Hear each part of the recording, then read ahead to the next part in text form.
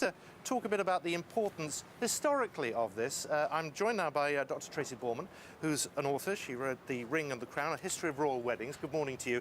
And the fashion. James Sherwood is here from Savile Row, who knows everything there is to know about what's going on fashion-wise.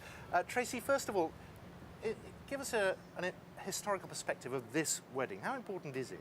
It's an enormously important wedding. It's obviously the wedding of the second in line to the throne. It's the most important wedding in 30 years. But also, I think, as royal weddings tend to, it's come at exactly the right time. It's a time of economic gloom at the moment. We need a reason to celebrate, and this is the perfect opportunity. Everybody who was around in 1981 will remember Charles and Diana's wedding. I know you've written about it. How will this compare? Well, I think, if anything, it's going to be even bigger and better. Do you? Yes, I do. I think it's more modern. It's certainly got more modern elements, like the use of a car rather than the state landau to get the bride to Westminster Abbey. But also, it will draw on centuries of tradition. And I think, despite the cynicism caused by what happened to the weddings of the 80s and 90s, there's enormous popular enthusiasm for this particular wedding. There's people camping out already, as we've seen. It's going to be incredibly popular tomorrow. It'll be fascinating to see what happens. And James, everybody's going to be asking, what are they going to be wearing? We've gone through what Kate's going to be wearing on a daily basis for the last few months, it would appear to me. But what about William? Because he's in the RAF. Is that the uniform you think he's going to wear? Well, Gibbs and Hawkes of Savile Row have tailored an RAF uniform, and of course Prince William's great-grandfather wore RAF uniform, so it would please the Queen immensely if he did wear it.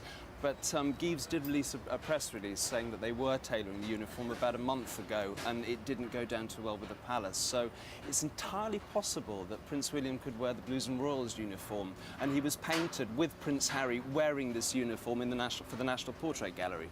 We're just looking at pictures there from the helicopter of those tents. I was in one of them yesterday outside Westminster Abbey. It's all fine and dandy right now because it's not raining, but the forecast suggests that tomorrow may be a slightly different picture. But anyway, everybody's getting into the swing of it. James, that's true not just of the bride and the groom, but all eyes are going to be on every guest that arrives tomorrow. And what about the Queen? She has her own style.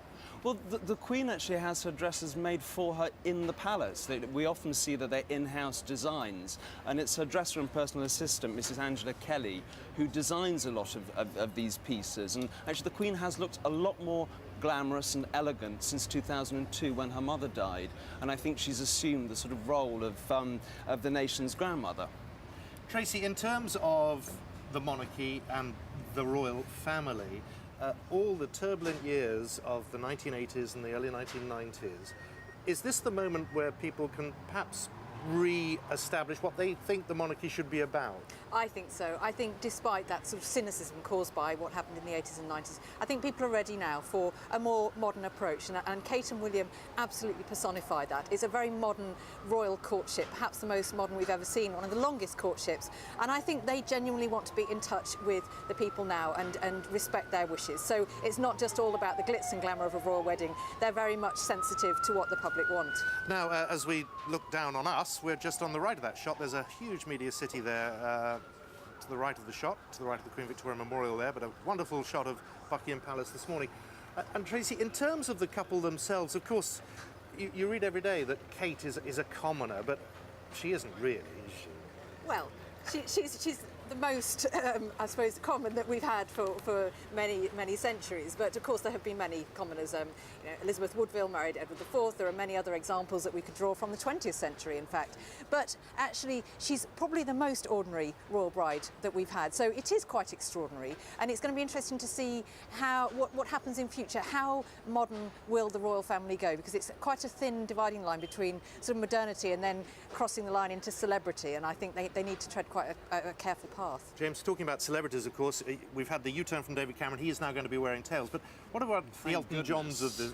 You're pleased about that? Absolutely. I mean, it shouldn't have even been under discussion, I don't think. The fact that a politician releases a statement saying what they're going to wear to a royal wedding is ludicrous, really. It's not all about them, is it, after all?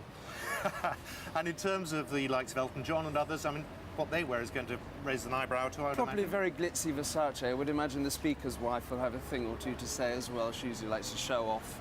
And the Middle Eastern royals will be competing with the Queen to see who can wear the most expensive piece of jewellery. OK, well, let's leave you with a picture of the helicopter shot over Westminster Abbey and here at Buckingham Palace. a rather remarkable sight. Just 24 hours to go. There we are. There's Admiralty Arch there, looking down the Mall. This the route that the couple will take tomorrow, coming from the left, Horse Guards Parade. You can just see to the left there, coming onto the Mall, up the Mall, past St James's Palace, past Clarence House, on the right. William and Kate, a married couple, the first journey they will have together.